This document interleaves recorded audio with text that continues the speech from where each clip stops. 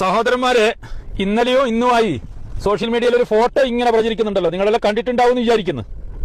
ആ ഫോട്ടോ മറ്റൊന്നുമല്ല, എന്താന്ന് വെച്ച് കഴിഞ്ഞാല് സുന്നി മഹല്ലുകളുടെ, ആയിരക്കണക്കിന് മഹല്ലുകളുടെ കാദിയാർ ജമാഅത്തെ ഇസ്ലാമിയുടെ ഇഫ്താർ സംഗമം ഉദ്ഘാടനം ചെയ്യുന്നു. എന്നാലും ചോദിക്കും അതിലെന്നാ വലിയ കാര്യം, അത് സാധാരണ തന്നെയല്ലേ? ആയിക്കോട്ടെ, അത് സാധാരണയാകാനാണ് സാധ്യത. കാരണം കാദി എന്നെല്ലാം പറഞ്ഞു കഴിഞ്ഞാൽ ഇപ്പോ ഒന്നും അല്ലാണ്ടായിട്ടാ ഉള്ളത്. എന്നോട് ഒരു സുഹൃത്ത് പറഞ്ഞത് അവരുടെ നാട്ടിലെ കാദിയാർ AP അബ്ദുള്ള കുട്ടിയാ പോലും. ഞാൻ ചോദിച്ചാൽ അങ്ങനെയായ എന്നാൽ പറഞ്ഞാൽ അവിടെ ഭൂരിപക്ഷം AP അബ്ദുള്ള കുട്ടിനെ അംഗീകരിച്ച് അതുകൊണ്ട് ഭൂരിപക്ഷമായിട്ട് ഓരോ കാദിയാക്കി വെച്ച് തന്നെ. ഞാൻ നല്ല കാര്യം തന്നെ. മറ്റൊരാൾ, മലപ്പുറത്തുള്ള ഒരാൾ എന്നോട് പറഞ്ഞു അവരുടെ നാട്ടിലെ കാദി TK ഹംസാക്കിയാ പോലും. ഞാൻ ഹംസാക്കാക്ക് പിന്നെയും പറ്റൂ, കാരണം അദ്ദേഹം കുറച്ച് കിതാബെല്ലാം ഓതി പഠിച്ച് കുറച്ച് ഇൽമും വിവരമുള്ള മനുഷ്യരാ. എന്നാലും ഒരു രാഷ്ട്രീയക്കാരനെ പിടിച്ചാക്കുന്നതിൽ ഒരു ഇതില്ലാലോ, ഒരു മതപരമായ കാര്യമല്ലേ എന്ന്. എന്നാലും അവര് പറഞ്ഞു എന്താണെന്ന് വെച്ച് കഴിഞ്ഞാല് നമ്മുടെ നാട്ടിൽ ഭൂരിപക്ഷം ഹംസാക്കാരെ അംഗീകരിച്ച് അതുകൊണ്ട് ഇത് ആ ഭൂരിപക്ഷത്തിന്റെ അടിസ്ഥാനത്തിൽ എന്ത് ചെയ്ത് ഹംസാക്കാരെയും കാദിയാക്കി എന്ന് പറഞ്ഞു. നല്ല കാര്യം തന്നെ.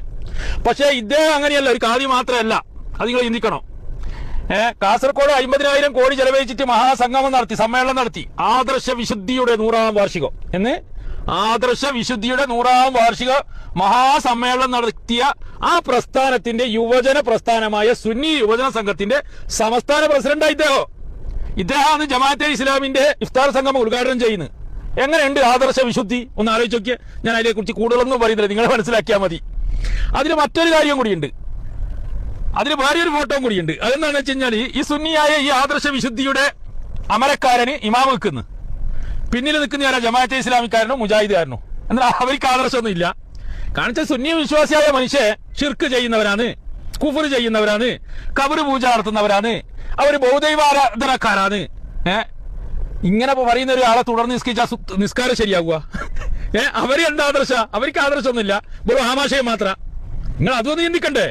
നമ്മളൊരാളെ ഒരു എഞ്ചിന്, ഒരു തീവണ്ടിക്ക് ഒരു എഞ്ചിന് കൊളത്തുമ്പോ ആ ഇഞ്ചിൻ ശരിയാ നോക്കണ്ടേ? എന്നല്ലേ ബോഗി കൊളത്തുക? ഈ ബോഗി, ഈ ഇഞ്ചിൻ ശരിയില്ല. അവരെ വിശ്വാസപ്രകാരം അവര് മുന്നിൽ നിർത്തി നിസ്കരിക്കാൻ വേണ്ടി നിൽക്കുന്ന ആ ഇഞ്ചിനില്ലേ, അത് ശരിയില്ല എന്നാണ് അവരുടെ വിശ്വാസം. എന്നിട്ട് അവരെ വേക്കിൽ വന്നിട്ട് നിസ്കരിക്കുന്ന ആര്? വില്ല ജമാഅത്തെ ഇസ്ലാമിന്റെ അമീറു എന്നാ പറയാ, അമീറു മറ്റേ ഹുസൈൻ മടവൂരിനെ പോലെ. പിന്നെ കുഞ്ഞാലിക്കുട്ടി സാഹിബിന് വലിയ വിഷയമൊന്നുമല്ല. കുഞ്ഞാലിക്കുട്ടി റേഡിയോ എല്ലാത്തിലും പോകുന്ന ആളാ. അത് കുഴലിന്റെ വടിയ വഴിയായിട്ട് പണ്ടേ അങ്ങനെയാണ്. പക്ഷേ ഇവർ ഈ ഉത്തരവാദിത്തപ്പെട്ടവർ ഈ കുഴലിന്റെ വടി വഴിയാക്കാൻ വേണ്ടി പറ്റുവാ? ആടിയം കുത്തി, ജമാഅത്തെ ഇസ്ലാമിന്റെ ഇഫ്താർ സംഗമത്തിലും പോയി കുത്തി, സുന്നികളുടെ പരിപാടിക്ക് വന്നിട്ട് ഈടിയം കുത്തി, അപ്പുറം ക്രിസ്മസ് കേക്ക് മുറിക്കാൻ വേണ്ടി പോയി ആടിയം കുത്തി, ഓണപ്പാട്ടിന്റെ സമയത്ത് ഓണപ്പാട്ടിൽ പാടി. ഇങ്ങനെ പറ്റുവാ? ഒന്ന് ആലോചിച്ചോക്കാ. ഗാനമേള ഉണ്ടെങ്കിൽ ആഡിയോ റെഡി, സ്വർണ്ണ ഉദ്ഘാടനം ഉണ്ടെങ്കിൽ ആഡിയോ, കക്കൂസ് ഉദ്ഘാടനം ഉണ്ടെങ്കിൽ ആഡിയോ റെഡി.